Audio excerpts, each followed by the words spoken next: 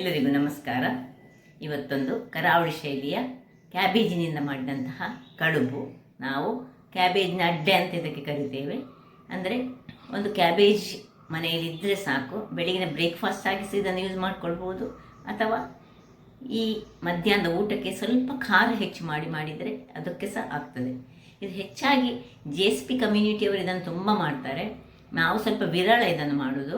ತುಳುವರು ಈ ಅಡ್ಡೆಗಳಲ್ಲಿ ಈ ಅಡ್ಡೆಯನ್ನು ಮಾಡೋದು ಸ್ವಲ್ಪ ಕಡಿಮೆ ಅಂತ ನಾನು ಹೇಳ್ತೇನೆ. ಬಟ್ ನಾನು ಹೆಚ್ಚಾಗಿ ಮಾಡ್ತೇನೆ. ಬಹಳ ರುಚಿಕರವಾಗಿ ಬರ್ತದೆ ಮತ್ತು ಕ್ಯಾಬೇಜ್ ಆರೋಗ್ಯಕ್ಕೆ ಸಹ ಬಹಳ ಒಳ್ಳೆಯದು. ಹಾಗಾದರೆ ಯಾರೆಲ್ಲ ನನ್ನ ಚಾನಲನ್ನು ನೋಡ್ತಿದ್ದೀರಿ, ಯಾರೆಲ್ಲ ಇನ್ನೂ ಸಬ್ಸ್ಕ್ರೈಬ್ ಮಾಡಿಲ್ಲ, ದಯವಿಟ್ಟು ಸಬ್ಸ್ಕ್ರೈಬ್ ಮಾಡಿ ಸಪೋರ್ಟ್ ಮಾಡಿ ಅಂತ ಹೇಳುತ್ತಾ ಬನ್ನಿ ಈ ಒಂದು ರುಚಿಕರವಾದ ಕ್ಯಾಬೇಜಿನಿಂದ ಮಾಡಿದಂತಹ ಅಡ್ಡೆ ಹೇಗೆ ಮಾಡುವುದನ್ನು ನೋಡೋಣ. ನಮಸ್ತೆ ಮಿತ್ರರೇ, ಇವತ್ತು ಕ್ಯಾಬೇಜನ್ನು ಬಳಸಿ ಕರಾವಳಿ ಶೈಲಿಯ ಕ್ಯಾಬೇಜ್ ಅಡ್ಡೆ ಮಾಡೋಣ. ಬಹಳ ಚೆನ್ನಾಗಿ ಬರ್ತದೆ. ಇದಕ್ಕೆ ನಾನು ಈ ಕುಚ್ಚಲಕ್ಕಿಯನ್ನು ನೋಡಿ, 1 ಗ್ಲಾಸ್ನಷ್ಟು ಕುಚ್ಚಲಕ್ಕಿಯನ್ನು ರಾತ್ರಿ ನಾನು ನೆನೆಸಿಟ್ಟುಕೊಂಡಿದ್ದೇನೆ. ಇದಕ್ಕೆ ಇದೇನು ಫರ್ಮೆಂಟೇಷನ್ ಆಗುವಂಥದ್ದಲ್ಲ, ಕೂಡಲೇ ಅಂದರೆ ರಾತ್ರಿ ನೀರಿನಲ್ಲಿ ಹಾಕಿಟ್ಕೊಳ್ಬೇಕು. ಇಲ್ಲಿ 2 ಚಮಚದಷ್ಟು ಕಡಲೆಬೇಳೆಯನ್ನು ಸಹ ರಾತ್ರಿ ನೀರಲ್ಲಿ ಹಾಕಿದ್ದೇನೆ. ಇದು ಒಂದು 4 ಗಂಟೆ ನೆಂದರೆ ಸಾಕಾಗ್ತದೆ. ಆ್ಯಕ್ಚುಲಿ ಚೆನ್ನಾಗಿ ತೊಳೆದು ಒಳ್ಳೆ ನೀರಿನಲ್ಲಿ ಹಾಕಿಟ್ಕೊಳ್ಬೇಕು. ಮತ್ತು ಒಂದು ಅರ್ಧ ಗಡಿ ಅಥವಾ ಅದಕ್ಕಿಂತ ಸ್ವಲ್ಪ ಕಡಿಮೆ ಸಾಕಾಗ್ತದೆ ತೆಂಗಿನ ತುರಿ ಬೇಕು. ತೆಂಗಿನ ತುರಿ ಹಾಕಿದಷ್ಟು ರುಚಿ ಜಾಸ್ತಿ. ಮತ್ತು 2-3 ಬ್ಯಾಡ್ಗೆ ಮೆಣಸು. ಖಾರ ಮೆಣಸು ಹಾಕೋದಾದರೆ 1-2 ಹಾಕಿದರೆ ಸಾಕಾಗ್ತದೆ. ತುಂಬ ಖಾರ ಮಾಡಲಿಕ್ಕೆ ಇಲ್ಲ, ಇದು ಖಾರ ಮಾಡಿ ಮಾಡೋದು. ಒಂದು ನೀರುಳ್ಳಿ ಮತ್ತು ಇದರದೊಂದು ಸಣ್ಣ ತುಂಡು, ಇದರ ಅರ್ಧದಷ್ಟು ಕ್ಯಾಬೇಜ್. ಈಗ ಮೊದಲಿಗೆ ನಾವು ಇದನ್ನು ಇಲ್ಲಿ ಗ್ರೈಂಡರಿಗೆ ಹಾಕೊಳ್ಳೋಣ.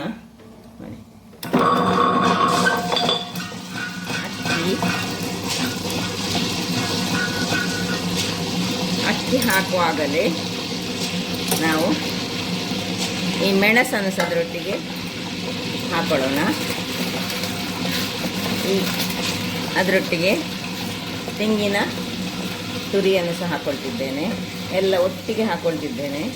ತುಂಬ ಗ್ರೈಂಡ್ ಆಗಲಿಕ್ಕಿಲ್ಲ, ಒಂದು ಕೋಸ್ಟ್ಲಿ ಅಂದರೆ ಕಸಕಸ ಸಹ ಅಲ್ಲ, ಈ ಅಕ್ಕಿ ತುರಿ ಇರ್ತದಲ್ಲ ಆ ಟೈಪಲ್ಲಿ ನಮಗೆ ಆಗಬೇಕು. ಈಗ ಇದು ಹಾಕ್ಬೋದು.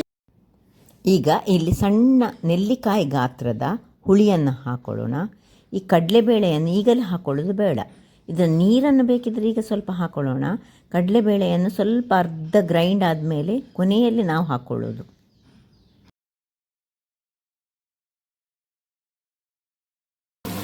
ವೀಕ್ಷಕರೇ ನೋಡಿ, ಇಷ್ಟು ಮುಕ್ಕಾಲು ಗ್ರೈಂಡ್ ಆಯಿತು. ಈಗ ಕಡಲೆಬೇಳೆಯನ್ನು ಹಾಕ್ಕೊಳ್ತಿದ್ದೇನೆ. ಕಡಲೆಬೇಳೆ ಚೆನ್ನಾಗಿ ತೊಳೆದಿದ್ದರೆ ಅದರ ನೀರು ಸಹ ಹಾಕ್ಕೊಳ್ಬೋದು, ಒಳ್ಳೆಯದಾಗ್ತದೆ. ಎಲ್ಲ ಅಂಶಗಳು ಅದರಲ್ಲಿ ಇರ್ತದೆ ಅಲ್ಲ, ಹಾಗಾಗಿ ಇನ್ನು ಸ್ವಲ್ಪ ಉಪ್ಪನ್ನು ಇದಕ್ಕೆ ಹಾಕೊಳ್ಳೋಣ. ರುಚಿಗೆ ತಕ್ಕಷ್ಟು ಉಪ್ಪು ಇದಕ್ಕೆ ಹಾಕ್ಕೊಳ್ತಿದ್ದೇನೆ ನಾನು. ಸ್ವಲ್ಪ ಗ್ರೈಂಡ್ ಆಗಲಿ. ಇಲ್ಲಿ ನಾವು ನೀರುಳ್ಳಿ ಮತ್ತು ಕ್ಯಾಬೇಜ್ ಇವುಗಳನ್ನು ಕಟ್ ಮಾಡ್ಕೊಳ್ಳೋಣ. ಸುರಿಗೆ ಕ್ಯಾಬೇಜನ್ನು ನಾನು ಹೇಳಿದಲ್ಲಿ ಇದರಲ್ಲಿ ಇಷ್ಟು ಭಾಗದಷ್ಟು ಸಾಕಾಗ್ತದೆ.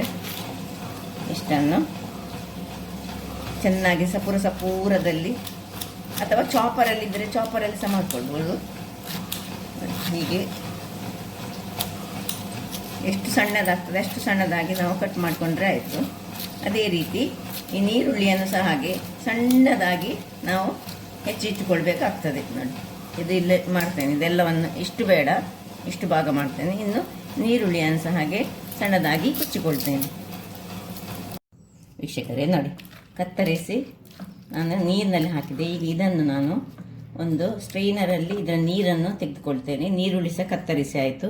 ಎಲ್ಲ ಮೊದಲು ರೆಡಿ ಮಾಡಿಟ್ಕೊಳ್ಳೋಣ. ನೋಡಿ, ಇಲ್ಲಿ ಸ್ವಲ್ಪ ಗ್ಯಾಸ್ನಲ್ಲಿ ಈ ಬಾಳೆಯ ಎಲೆಗಳನ್ನು ಹೀಗೆ ಸ್ವಲ್ಪ ಬಾಡಿಸ್ಕೊಳ್ತಿದ್ದೇನೆ. ಇದರ ಸೈಡ್ಸ್ ದಂಟುಗಳನ್ನು ನೋಡಿ ಎಲ್ಲ ತೆಗೆದುಕೊಳ್ಬೇಕು. ದಂಟಿದ್ದರೆ ಅದನ್ನು ನಮಗೆ ಫೋಲ್ಡ್ ಮಾಡಲಿಕ್ಕೆ ಆಗೋದಿಲ್ಲ. ಅದರಿಂದಾಗಿ ಸ್ವಲ್ಪ ನೋಡಿ ಹೀಗೆ ಸ್ವಲ್ಪ ಬಾಡಿಸಿದರೆ ಸಾಕು. ಎಲ್ಲ ಎಲೆಗಳನ್ನು ಹೀಗೆ ಮಾಡಿ, ಮತ್ತು ಇದು ದಂಟು ಇದು ಬೇಡ ಇಲ್ಲದಿದ್ದರೆ ನಮಗೆ ಅದನ್ನು ಫೋಲ್ಡ್ ಮಾಡಲಿಕ್ಕೆ ಆಗೋದಿಲ್ಲ. ಸೊ ಇಲ್ಲಿ ಇದು ನೋಡಿ ಗ್ರೈಂಡಿಂಗ್ ಸಹ ಮುಗೀತು. ಇದನ್ನೀಗ ಆಫ್ ಮಾಡಿಕೊಂಡು ನಾನು ಇದನ್ನು ತೆಗೆದುಕೊಳ್ತೇನೆ. ಇಷ್ಟು ಫೈನ್ ಆದ ಪೇಸ್ಟ್ ಆದರೆ ಆಯಿತು. ಈಗ ಎಲ್ಲವನ್ನು ಇದರಲ್ಲಿ ತೆಗೆದುಕೊಂಡು ಮತ್ತೆ ನಿಮಗೆ ತೋರಿಸ್ತೀನಿ.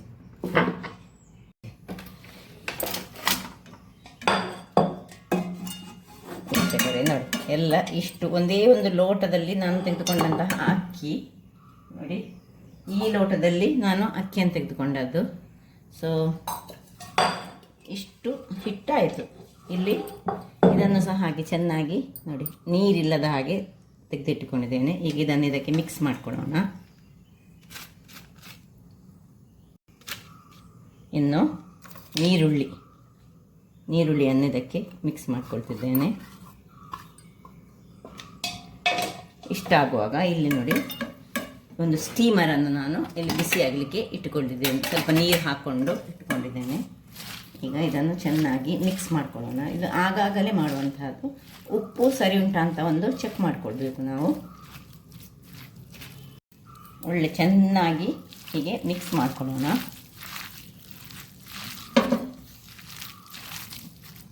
ಉಪ್ಪು ಕಡಿಮೆ ಇದ್ದರೆ ಹೇಳಿದೆಲ್ಲ ಆಲ್ರೆಡಿ, ಉಪ್ಪನ್ನು ಹಾಕ್ಕೊಂಡ್ರೆ ಆಯಿತು. ಮತ್ತು ಬೇರೆ ಏನು ಸ್ವೀಟ್ ಗೀಟ್ ಏನು ಹಾಕಲಿಕ್ಕಿಲ್ಲ, ಖಾರ ಅದರಲ್ಲೇ ಉಂಟು. ತುಂಬ ಖಾರ ಸಹ ಮಾಡಲಿಕ್ಕಿಲ್ಲ. ಬೇಕಿದ್ದರೆ ಹಳದಿ ಚೂರು ಪೌಡರ್ ಹಾಕ್ಕೊಳ್ಬೋದು, ನಾನು ಹಾಕ್ತಾ ಇಲ್ಲ. ಕೊತ್ತಂಬರಿ ಸೊಪ್ಪನ್ನು ಸಹ ಕಟ್ ಮಾಡಿ ಹಾಕ್ಕೊಳ್ಬೋದು. ಅದೇ ಫ್ಲೇವರ್ ಕೊತ್ತಂಬರಿ ಸೊಪ್ಪು ಬಟ್ ನಮಗೀಗ ಕ್ಯಾಬೇಜಿನ ಫ್ಲೇವರೇ ಬೇಕು. ಅದಕ್ಕೋಸ್ಕರ ನಾನು ಇವತ್ತು ಕೊತ್ತಂಬರಿ ಸೊಪ್ಪು ಸಹ ಹಾಕ್ಕೊಳ್ತಾ ಇಲ್ಲ. ಇದೇ ರೀತಿ ಏನಿಲ್ಲ, ಮುಂಚೆ ಹಿಂದಿನ ಕಾಲದಲ್ಲಿ ಏನು ಬೇರೆ ತಿಂಡಿ ಇರದಿದ್ದರೆ ಈ ರೀತಿ ಅಕ್ಕಿಯನ್ನು ಕುಚ್ಚಲಕ್ಕಿ ಹೇಗೂ ಮನೆಯಲ್ಲಿ ಇರ್ತಿತ್ತು, ಅದನ್ನು ಹಾಕ್ಕೊಳ್ತಿದ್ದೆ. ಹೀಗೆ ಚೆನ್ನಾಗಿ ಮಾಡಿದ ಮೇಲೆ ಈಗ ಎಲೆಗಳನ್ನೆಲ್ಲ ಬಾಡಿಸ್ಕೊಂಡಿಟ್ಟಿದ್ದೇನೆ. ಇವುಗಳಲ್ಲಿ ಒಂದೊಂದಾಗಿ ಸಣ್ಣ ಮುದ್ದೆಗಳಾಗಿ ಇಟ್ಟು ಸ್ವಲ್ಪ ಬೇಕಿದ್ದರೆ ಹೀಗೆ ತಟ್ಟಿಕೊಂಡು ಸಾಕ್ತದೆ. ಹೇಗೆ ಸಹ ಇದಕ್ಕೇನು ಶೇಪ್ ಬೇಕಂತ ಏನಿಲ್ಲ. ಎಲ್ಲವನ್ನು ಹೀಗೆ ಮಡಿಚಿ ಈ ರೀತಿಯಲ್ಲಿ ಮಡಿಚಿದರೆ ಸಾಕ್ತದೆ. ಹೀಗೆ ಮಡಿಚಿಕೊಂಡು ಸೀದೆ ಇಟ್ಟರೆ ಸಾಕ್ತದೆ. ಹೇಗೆ ಸಾಕ್ತದೆ ನೋಡಿ, ಈ ರೀತಿ ಸಹ ಮಡಿಸಿಕೊಳ್ಬೋದು. ಅಥವಾ ಫೋಲ್ಡ್ ಮಾಡಿಕೊಂಡು ಸಹ ಹೀಗೆ 4 ಫೋಲ್ಡ್ನಲ್ಲಿ ಸಹ ಹೀಗೆ ಮಾಡಿ ಸಹ ಸ್ವಲ್ಪ ಎಲೆ ದೊಡ್ಡದಿದ್ದರೆ ಒಳ್ಳೆಯದ. ಏನು ಎಲೆ ಇರದವರು ಏನು ಮಾಡಬೇಕು ಹೇಳಿದರೆ, ಇಡ್ಲಿಯ ತಟ್ಟೆಗಳಿರ್ತದಲ್ಲ, ಇಡ್ಲಿ ಅಲ್ಲದಿದ್ದರೆ ಖಾಲಿ ಬೇರೆ ತಟ್ಟೆಗಳಲ್ಲಿ ಹೀಗೆ ಎಲ್ಲವನ್ನು ಸಹ ನಾನು ಇಟ್ಟುಕೊಳ್ತೇನೆ. ವೀಕ್ಷಕರೇ, ಇಲ್ಲಿ ನೋಡಿ, ಇಲ್ಲೆಲ್ಲ ಮಾಡಿ ಇಟ್ಟು ಇಲ್ಲಿ ಉಳಿದದೆಲ್ಲ ಇಟ್ಟೆ. ಸಪೋಸ್ ನಿಮ್ಮ ಹತ್ರ ಎಲೆ ಇರದಿದ್ದರೆ ನೀವೇನು ಮಾಡಬೇಕು, ಇಂಥ ತಟ್ಟೆಗಳಿಗೆ ನೋಡಿ, ಈ ತಟ್ಟೆಗಳಿಗೆ ಸ್ವಲ್ಪ ಎಣ್ಣೆ ಸವರಬೇಕು. ಅಥವಾ ನೋಡಿ, ಹೀಗೆ ಸಣ್ಣ ಸಣ್ಣ ಪೀಸಸ್ ಆಫ್ ಈ ಎಲೆಯನ್ನು ಕಟ್ ಮಾಡಿ ಅದರೊಳಗೆ ಇಟ್ಟು ಹಾಗೆ ಸಹ ಮಾಡ್ಬೋದು. ಹೇಗೆ ಸಹ ಆಗ್ತದೆ ನೋಡಿ. ಒಂದು ಎಣ್ಣೆಯನ್ನು ಹೀಗೆ ಸವರಿಕೊಂಡು ಮಾಡ್ಬೋದು. ಇಲ್ಲದಿದ್ದರೆ ಒಂದು ಸಣ್ಣ ಪೀಸ್ ಹೀಗೆ ಎಲೆಯನ್ನು ಇದರೊಳಗೆ ಹಾಕ್ಕೊಂಡು ಹೀಗೆ ಸಹ ಮಾಡ್ಕೊಳ್ಬೋದು. ಸಣ್ಣ ಸ್ವಲ್ಪ ಇದ್ದಿದ್ದರೆ ನೋಡಿ, ಇದರೊಳಗೆ ತುಂಬಿಸಿದರೆ ಆಯಿತು. ಅದು ಚೆನ್ನಾಗಿ ಹೇಳ್ತದೆ. ಇಷ್ಟು ಈಗ ನಾವು ಎಲ್ಲವನ್ನು ಸಹ ಇಟ್ಟು ನೋಡಿ, ಇದನ್ನು ಇದರೊಳಗೆ ಹೀಗೆ ಇಟ್ಟರೆ ಆಯಿತು. ಅದು ಒಳ್ಳೆ ಬೇಯ್ತದೆ. ಹೇಗೆ ಇಡ್ಲಿ ಬೆಂದಾಗೆ ಹೀಗೆ ಒಳ್ಳೆ ಎಲ್ಲವನ್ನು ಇಟ್ಟು ಒಂದು ಕನಿಷ್ಠ ಪಕ್ಷ ಒಂದು 20 ನಿಮಿಷಗಳ ಕಾಲ ಆದರೂ ನಾವು ಇದನ್ನು ಬೇಯಿಸ್ಕೊಳ್ಬೇಕು. ನಾನು ಮುಚ್ಚಳವನ್ನು ಮುಚ್ಚಿಕೊಂಡು 20 ನಿಮಿಷ ಬೇಯಿಸ್ಕೊಳ್ತೇನೆ. ವೀಕ್ಷಕರೇ, ಇಲ್ಲಿ ನೋಡಿ, 20 ನಿಮಿಷ ಕಳೆದಿದೆ. ನೋಡಿ, ಒಮ್ಮೆ ಚೆಕ್ ಮಾಡುವ. ಬೆಂದಿದ್ದರೆ ಇದು ಬೆಂದಿದ್ದರೆ ಎಲ್ಲ ನೋಡಿ, ಸ್ವಲ್ಪ ಬೆಂದಲಿಕ್ಕೆ ಸಹ ಆಗಬೇಕು. ಒಂದು 5 ನಿಮಿಷ ಇಟ್ಟುಕೊಳ್ಳೋಣ. ಆಮೇಲೆ ಹಾಗಾದರೆ ಒಂದು 30 ನಿಮಿಷ ಬೇಕಾಗ್ತದೆ. ಯಾಕಂದರೆ ನಾವು ತಟ್ಟೆಯಲ್ಲಿ ಇಟ್ಟಿದ್ದೇವೆ, ಆದ್ದರಿಂದಾಗಿ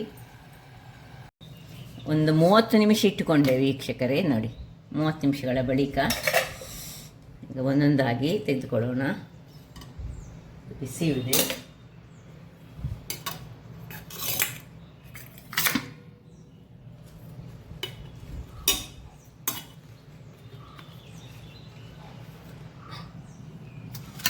ಹೇಗೆ ಬಂದಿದೆ ಅಂತ ನೋಡೋಣ. ಎಷ್ಟು ಚೆನ್ನಾಗಿ ಬಂದಿದೆ. ಬಿಸಿಯಾಗಿ ಉಂಟು. ಇದನ್ನು ಹೆಚ್ಚಾಗಿ ಊಟದೊಟ್ಟಿಗೆ ಸಹ ತಿಂತಾರಂತೆ ಕೆಲವರು. ಮತ್ತು ಕೆಲವರು ಈ GSP ಸಮುದಾಯದವರು ಇದನ್ನು ಎಣ್ಣೆ ಬಳಸಿ ತಿಂತಾರೆ. ಹೀಗೆ ಇದರ ಮೇಲೆ ಎಣ್ಣೆ ಹಾಕಿ ತಿಂತಾರಂತೆ. ನಾವು ಹೆಚ್ಚಾಗಿ ಚಟ್ನಿಯೊಂದಿಗೆ ಇದನ್ನು ತಿಂತೇವೆ. ಒಂದು ಸಿಂಪಲ್ ಆದ ಒಂದು ಕಾಯಿ ಮೆಣಸನ್ನು ಹಾಕಿದಂತಹ ಚಟ್ನಿ ಮಾಡಿದರೆ ಸಹ ಒಳ್ಳೆಯದಾಗ್ತದೆ. ಹೀಗೆ ಸಹ ತಿನ್ಬೋದು, ತೆಂಗಿನ ಎಣ್ಣೆ ಹಾಕಿ ಸಹ ತಿನ್ಬೋದು. ನೋಡಿ, ಇದಿಲ್ಲದವರು ಈ ರೀತಿ ಇದನ್ನು ಹೀಗೆ ಡಿಮೋಲ್ಡ್ ಮಾಡಿದರೆ ಆಗ್ತದೆ. ಇದೀಗ ಬಿಸಿ ಉಂಟು. ಸೊ ಹಾಗಾದರೆ ನೋಡಿದ್ರಲ್ಲ ವೀಕ್ಷಕರೇ, ಒಂದು ಸುಲಭ ರೀತಿಯಲ್ಲಿ ಮಾಡುವಂತಹದ್ದು. ಕ್ಯಾಬೇಜ್ ಯಾರು ಹೀಗೆ ತಿನ್ನಲಿಕ್ಕೆ ಕೇಳೋದಿಲ್ಲ, ಮಕ್ಕಳಿಗೆ ಮಾಡಿಕೊಟ್ಟರೆ ಒಳ್ಳೆಯದು. ಕ್ಯಾಬೇಜ್ನಲ್ಲಿ ಅನೇಕ ಪೌಷ್ಟಿಕಾಂಶಗಳುಂಟು. ಹಾಗಾಗಿ ಹೀಗೆ ಮಾಡಿ ತಿಂದರೆ ನಮ್ಮ ಹಿರಿಯರು ಬೇರೆ ಬೇರೆ ರೀತಿಯಲ್ಲಿ ಈ ಒಂದು ವೆಜಿಟೇಬಲ್ಸ್ಗಳನ್ನು ಹಾಕಿ ಈ ಅಡ್ಡೆ ಅಂತ ನಾವೇನು ಕರಿತೇವೆ ಅದನ್ನು ಮಾಡ್ತಿದ್ರು, ಕಡುಬು ಆ್ಯಕ್ಚುಲಿ. ಹಾಗಾದರೆ ನನ್ನ ಈ ಕುಕ್ಕಿಂಗ್ ಚಾನಲ್ ನಿಮಗೆ ಇಷ್ಟ ಆದರೆ ಬೋಳೂರು ಸುವರ್ಣ ಚಾನಲನ್ನು ಲೈಕ್ ಮಾಡಿ, ಶೇರ್ ಮಾಡಿ, ಹಾಗೆ ಸಬ್ಸ್ಕ್ರೈಬ್ ಮಾಡಿ. ಹಾಗೆ ನನ್ನ ಇನ್ಸ್ಟಾಗ್ರಾಮ್ ಪೇಜನ್ನು ಫಾಲೋ ಮಾಡಿ. ಧನ್ಯವಾದಗಳು.